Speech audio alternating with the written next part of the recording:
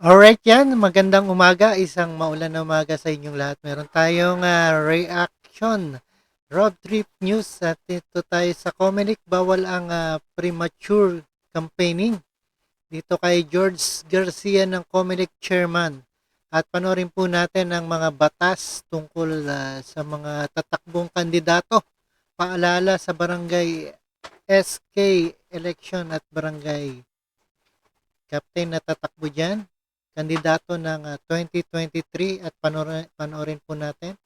At no for ado at let's go. Yung pamimigay ng ice cream Correct. na yan. Pero once na siya nag-file na po ng candidacy, hindi na siya pwede mamigay.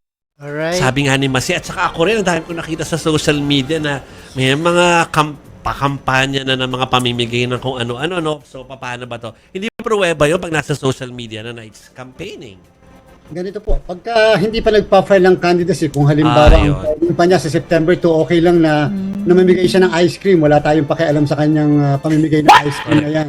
Pero once siya nag-file na po ng candidacy, hindi na siya pwede mamigay ng kahit na ano. At the same time, Sir Jovi, yung lahat na nakapaskil niya kung meron man, siya ang naglagay o hindi siya ang naglagay, at the same time, yung mga nasa social media post niya, kailangan tanggalin po niya lahat yan. Bawal po ang premature campaigning. Tama po kayo, ang campaigning ay sa October 19 to 28 pa lamang.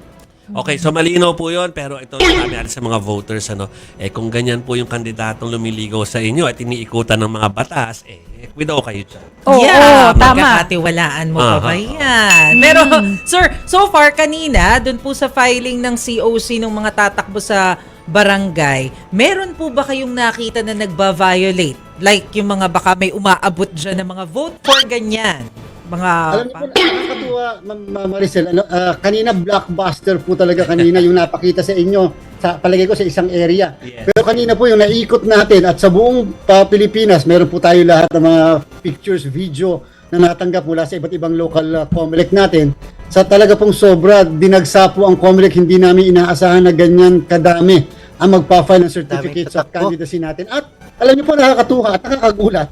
Wala yung traditional na meron parang piyesta, may mga tambol-tambol, may mga naglipanan na kung ano-ano. Wala pong ganun tayong napansin kanina. Siguro po baka nagtitipid yung iba. O kaya naman dahil napakainit ng araw kanina, o siguro natatakot din sila na bago pupunta nga naman doon sa lugar kung saan sila nagpa-file ng candidacy, pwede pa yon. Pero once na nakapag-file na sila, lahat ngayon ng mga kasama niya at sila'y nag-iikot, ayan ay premature campaigning na. So, sir, ang start ng campaign period ay October 19. Kailan po malalaman yung nasa final list ng mga kandidato? Bigyan lang po kami ng mga isang buong linggo dahil po sa isasabit po sa amin yan ng ating po mga local Comelec. At the same time, magkakaroon po kasi ng mga disqualification cases at the same time kahit yung mga nuisance cases. At dyan natin malalaman kung ano talaga ang final na listahan. So dahil nga po ito ay manual na eleksyon, hindi naman po ito iniimprenta mag-iimprenta sa balota, maliban na lamang dyan sa Dasmariñas, Cavite at sa District 6 ng Quezon City na kung saan po tayo ay automated voting. Alright, then napakinggan natin ang ating Comelec sa paalala mo yan sa kandidato ng 2023 Barangay SK election. At peace out guys at maraming salamat sa inyong lahat.